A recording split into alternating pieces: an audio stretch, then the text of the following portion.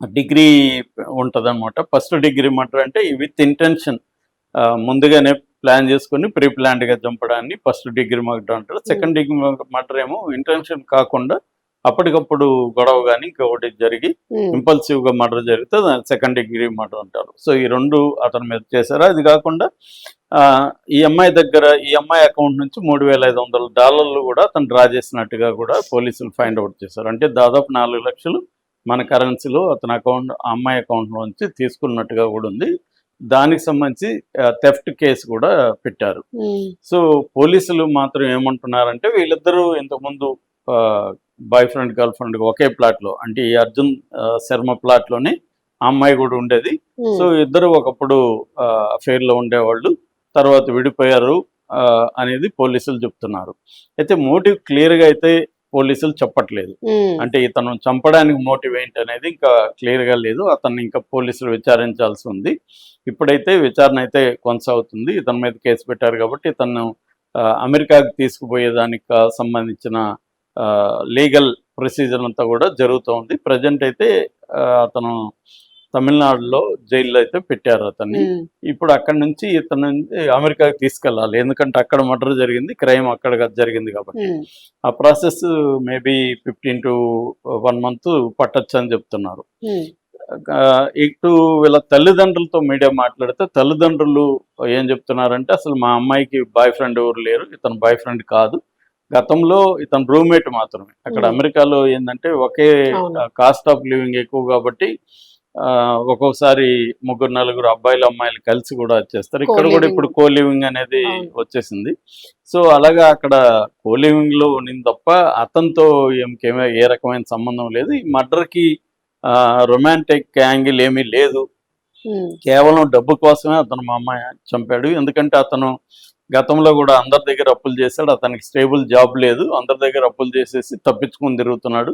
అలాగా ఈ అమ్మాయి దగ్గర కూడా డబ్బులు తీసుకున్నాడు. ఈ అమ్మాయి డబ్బులు అడుగుతుంటే ఆ రోజు డబ్బులు ఇస్తాను రా నా ప్లాట్‌కి అని పిలిపించాడు. పిలిపించి ఆ గొడవ ఏదో జరిగింది. ఆ గొడవలో చంపేశాడు హ్మ్. అనేది వీళ్ళ తల్లిదండ్రులు ఆరోపిస్తున్నారు. సో, మరి ఇది విచారణలో గాని మనకు తెలీదు. అంటే హ్మ్. ఇప్పుడు మరి రొమాంటిక్ యాంగిల్ ఉందా? లేపోతే మనీ యాంగిల్ ఉందా? లేకపోతే 2 గూడా ఉన్నాయా? హ్మ్. అనేది మనకైతే సస్పెన్స్ ఉంది. తెలీదు. సో, అక్కడ మ్యారీలాండ్‌లో ఏందంటే దాదాపు 1,00,000 మందికి పైన సౌత్ ఏషియన్స్ ఉంటారనమాట. అది hmm. Multi cultured society. Maryland and Ellicott City అంటారు. ఈ 2 కొలంబియాలో ఎక్కువగా సౌత్ ఏషియన్ కమ్యూనిటీ ఉంటారు. ఇక్కడ ఏమవుతుందంటే మనకి అమెరికాలో ఉన్న ఇండియన్స్‌లో 2 రకాల ప్రధానంగా బ్రాడ్‌గా ఒకటి అక్కడున్న అమెరికన్స్ కావచ్చు, లేకపోతే అమెరికన్ బ్లాక్స్ కావచ్చు, వాళ్ళ నుంచి రేషియల్ డిస్క్రిమినేషన్ కావచ్చు, లేకపోతే క్రైమ్ కావచ్చు జేయడం. చాలా సార్లు అక్కడ బ్లాక్స్ హ్మ్. నైబర్‌హుడ్స్ గాని దగ్గరగా ఉంటే అక్కడ క్రైమ్ రేట్ ఎక్కువగా బ్లాక్స్ ఇన్వాల్వ్ అయ్యుంటారు. వాళ్ళు మనోళ్ళని చంపేయడం రకరకాల కారణాలతో అసలు అవును. పెద్ద కారణాలు కూడా అవసరం లేదు. ఆ మధ్య ఈ చంపేశారు. బాబుని. లేడీని అవును. దారుణంగా చంపేశారు. తర్వాత ఓవర్‌టేక్ చేస్తే కూడా చంపేసిన సందర్భాలున్నాయి. హ్మ్. ఆ మధ్య ఓవర్‌టేక్ చేస్తే తెలుగు వాళ్ళే. హ్మ్. వాళ్ళు తరుముకుంటా వచ్చారు. కొడుకు, తండ్రి ఉన్నారు. తండ్రి ఇక్కడి నుంచి ఎళ్ళాడు. కొడుకేమో స్పీడ్‌గా ఇంట్లోపలికెళ్ళి తలుపేసుకోగలిగాడు. తండ్రి ఏసుకోలేకపోయాడు. తండ్రి వెనకబడితే తండ్రిని కాల్చేసి చంపేశారు. హ్మ్. అలాంటి సంఘటనలు బోలెడు జరుగుతున్నాయన్నమాట. రెండవ యాస్పెక్ట్ ఏమంటే మనోళ్ళని చంపడం. హ్మ్. అక్కడున్న ఇండియన్స్‌ని ఇండియన్స్‌ని చంపడం. ముఖ్యంగా స్త్రీలకి అక్కడ భద్రత తక్కువగా ఉంది. హ్మ్. ఎందుకంటే వీళ్ళు ఒంటరిగా ఉంటారు. ఇప్పుడు ఈ అమ్మాయి ఉంది. అక్కడ ఎవరు బంధువులు గాని ఎవరు అవును. ఉండట్లేరు.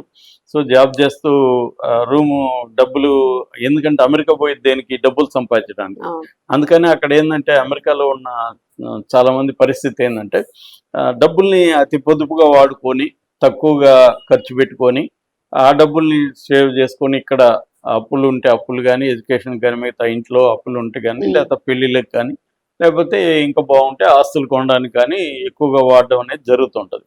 అందుకని కొన్ని రిస్కీ దీంట్లో వాళ్ళు సిట్యుయేషన్‌లో ఉంటారు. హ్మ్. సో, అది ఇప్పుడు చెప్తున్నారక్కడ. అక్కడ ఆహ్, మన so, Indian American community centre అనేది కూడా ఉందక్కడ. హ్మ్.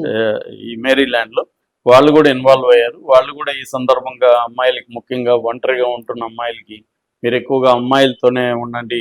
ఇట్లా అబ్బాయిలతో కలిసి ఉంటే ఏదో ఒక యాంగిల్ అయితే Issues. ఏర్పడే అవకాశం ఉంది, ఇష్యూస్ వస్తాయని కూడా Mm. సలహాలు అయితే ఇస్తున్నారు. ఉమ్, ఏదేమైనా ఇప్పుడు బాడీని తీసుకురావడానికి కూడా కిషన్ రెడ్డి ఇక్కడ ఎంటర్ అయ్యాడు. కిషన్ Mm. రెడ్డి పేరెంట్స్ తో కూడా మాట్లాడాడు. విదేశాంగ శాఖ మంత్రి జయశంకర్ ప్రజెంట్ జర్మనీ టూర్ లో ఉన్నాడు. ఆయనతో కిషన్ రెడ్డి మాట్లాడుతున్నాడు. సో మరి ఇప్పుడు ఏంటంటే బాడీని తీసుకురావడం కాస్ట్లీ అఫైర్. అవును ఆల్రెడీ ఆమె కుళ్ళు ఉంది కాబట్టి దీంట్లో కోల్డ్ దీంట్లో తీసుకురావాలి.